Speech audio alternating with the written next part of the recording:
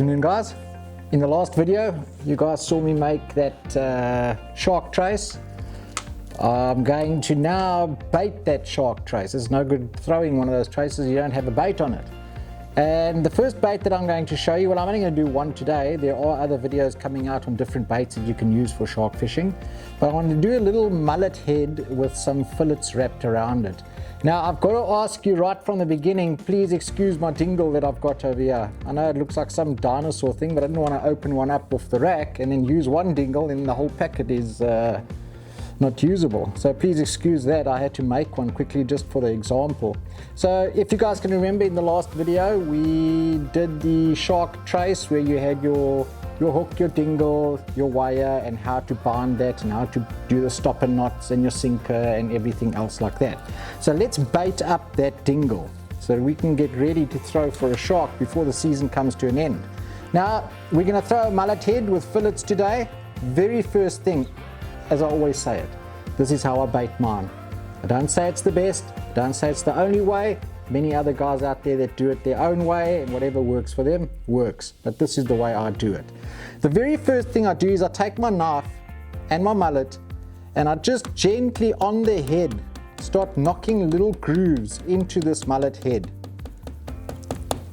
The reason I knock those grooves is when you cotton your mullet on, the cotton has actually got something to go into, it grips better, it holds nicely, and helps that your bait does not slide down the dingle. There is one more thing that you do, but I'll show you guys now what you do with that. Now there's two different ways of doing these type of baits. You've got a dingle that has foam on it. I'm sure you guys can see over here too. And then you've got your normal dingles that have no foam on it whatsoever. Now on the ones that don't have any foam on it, it's very easy to use those ones because you can just cut your mullet head as big as what you need it, use a bait needle, stick that through the center of the mullet, clip that dingle on and pull it all the way through. But it becomes a little bit difficult when you've got foam on your dingle to pull it all the way through. Normally you just pull your foam down and it sits like a little ball over here, and I've thrown many dingles away doing that. So with the one that's got foam, when you start it, take your dingle from the nose of the mullet to where the dingle ends. You don't want to go onto the part that clips for the sinker. Just to where the foam of the dingle ends, lay your knife over there and then cut your mullet all the way down. And make sure your knife is sharp. So that you can put one side. Then you've got your head. Now you want to put the foam inside this head. And as I said, to try and push the foam through from the center of that all the way through to out of its mouth, it's a little bit difficult with the foam on it. So what I do is I split my mullet head as far in the center as what I can, all the way down through his lips. Now you've got the mullet head that's opened like that. We take our dingle and we lay that dingle inside that head, right up to where that heat shrink is that your hook goes through. You close him up nicely. It's a little bit of a messy story. You make sure that dingle is all the way closed with that mullet head. Then you can take your cotton, like I always say for the cotton lovers, and this one you can use as much cotton as you want. You can actually cotton him as much as you can, just so that it makes sure that the bait stays on there. Try and keep your dingle as straight inside there as possible and just start cottoning him up. Right up. Even if you've got a cotton onto the shrink wrap, onto that heat shrink where your hook goes through. Now I'm not going to cotton him as much as what I normally would do. This is just for you guys to get an idea of what is done. Now what you do is take your hook into your hand, hold your mullet head and start wrapping it over and the inside of the hook over there. What that does is it prevents that if you do get a pickup, that fish actually pulls the bait off the dingle itself. And it's also going to keep the bait nice and streamlined on your hook. When you throw, you don't want your bait doing all this wobbly nonsense through the air. It's just going to affect the distance that you get while throwing. Remember, for your bait clip, your sinker clip must stay out Sure you guys can see that. So your sinker clip stays out, it's not hindered at all. Your sinker is going to unclip nicely when your bait hits the water. So once you've done all these wraps over here, then you start cottoning back up over those again. Trying to keep it also as neat as possible. Yeah, my table's never going to look the same again. Then we can break that off. Okay, so now you've got your head part on. It looks like that. It's nice and firm. It's not going to give you that wobbliness through the air, which affects your distance.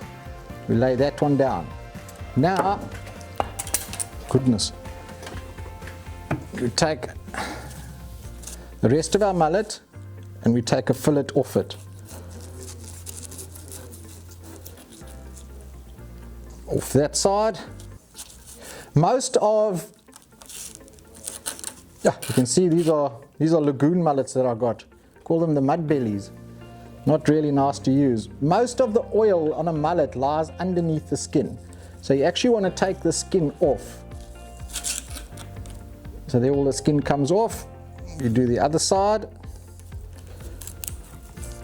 When there's no mullets in the sea and you need mullets, the next best thing is your mud belly, your lagoon mullet.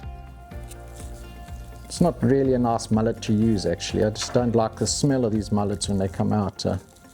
Because they feed predominantly in the mud, as where your sea mullets will eat in the sand and everything, it gets all this brown mushiness inside the guts, and the guts doesn't stay firm, so you can put that onto your hook as well.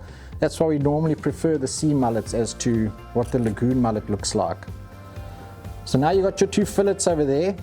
Take your chocker hammer, and with the skin side, that you took off, showing up, just give it a few little knocks with your chocker hammer. It's just to release those oils that sits underneath the skin. Now we start by binding these fillets around the head. And as I said, yeah, you don't have to be shy with the cotton. Yeah, you can wrap him up. The more streamlined your bait is, the more neater your bait is, the more neater you have your presentation on the bait. I wouldn't say it's got a big effect on the bite, your neat little bait, but it does have an effect on your casting distance. So we got the one fillet on that side, the next fillet closing up the other part of the mullet head. And I'm pretty sure a shark that swims around isn't going to go, oh, that is a very untidy piece of food that I'm not going to eat it. They'll eat it. Or a very tidy piece of food, I'm going to prefer that one. No. We keep it tidy just so that it's got a nice streamlined effect and doesn't affect your casting when you throw. Closing all this up at the bottom here, just in case the peckers try and get to it. I would normally cotton this up a lot more than what I am now, but this is purely just for a bait demonstration. And that would be your mullet head with some fillets on it. You guys can give it a go. I'm pretty sure a lot of you guys do it in the same way as what I've done it over here now, making sure that your sinker clip side stays open so that nothing's blocking that, so that when the bait does hit the water, it unclips and it presents itself better in the water. Start releasing all those smells and all the nice stuff that start attracting the sharks. And then obviously wash your bait box afterwards, because it's a messy business. Guys, have fun with it. I hope it helped you. If there are any questions, please feel free to leave a comment. Get hold of me here at the shop. Come and sit down. If there's anything you don't understand, feel free to ask. Enjoy. Tight lines.